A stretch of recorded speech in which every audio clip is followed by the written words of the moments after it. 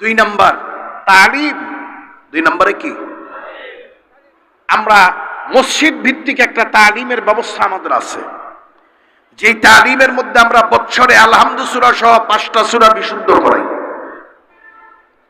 মসজিদ ভিত্তিক যে তালিমের ব্যবস্থা, এখানে আমরা 2 রাকাত নামাজে 60টি মাসআলা শিখাই।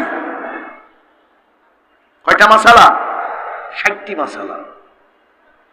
একটা মুসলমান তার জিন্দেগি পরিচালনার জন্য যা দরকার, আমরা হালকা জিকির মাসিক ইস্তেমাতে সপ্তাহে 1 দিন আর মাসে 1 দিন ক্লাস করাইয়া কর্মজীবী মানুষদেরকে মুসলমানি জিন্দেগি চালানোর জন্য যা দরকার সেগুলো শিখানোর ব্যবস্থা রাখছি। এখন যদি দাওয়াত দেই আমরা, কেউ যদি না এসে শিখে, আমাদের দোষ। কিয়ামতের দিন তো আমরা আল্লাহর কাছে কমু যে আমরা চেষ্টা করছি, আল্লাহ হেরা বসে নাই, আসে নাই, শিখে নাই, আমরা কি করবো? আমরা তো শিখাইতে পয়সাও চাই নাই, বরঞ্চ এখানে বইয়া শিখলে মা শিখেছে আমার দিন একটু খিচুড়ি খাওয়াইছি। কথা হয় না? মুয়াজ্জিন তো আজান দিছে, চৌরাস্তার সব মুসল্লিকে ঢুকছে এখানে।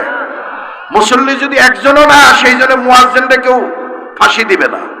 মুয়াজ্জিনের দায়িত্ব আজান দেওয়া, সে দিছে। আজান শুনে মুসল্লির দায়িত্ব সেজদা দেওয়া।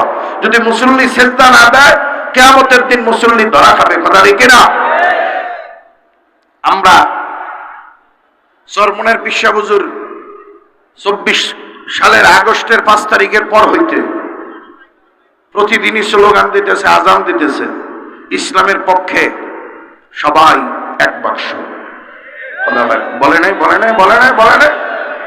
ইসলামের একটা শক্তি, ইসলামের একটা উত্থান, ইসলামকে একটা জায়গায় নিয়ে বসাতে চাইতেছে। কথা ঠিক না?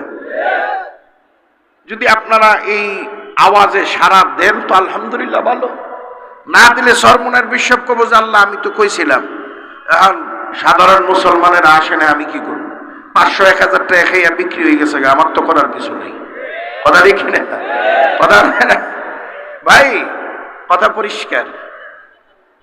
তালিম শুধু মসজিদে চলে না। চরমনের পীর সাহেবের বর্তমানে প্রায় 10,000 মাদ্রাসা ছোট বড় মাঝারি মিলে প্রতিষ্ঠিত হয়ে গেছে। আপনাদের এই বাসনেও আমাদের নূতন একটা মার্কাজ, একটা মাদ্রাসা দাঁড় হয়েছে। এই তালিমের ব্যবস্থা, দাওরায়ে হাদিস মাদ্রাসা আছে 80টার উপরে, আলহামদুলিল্লাহ।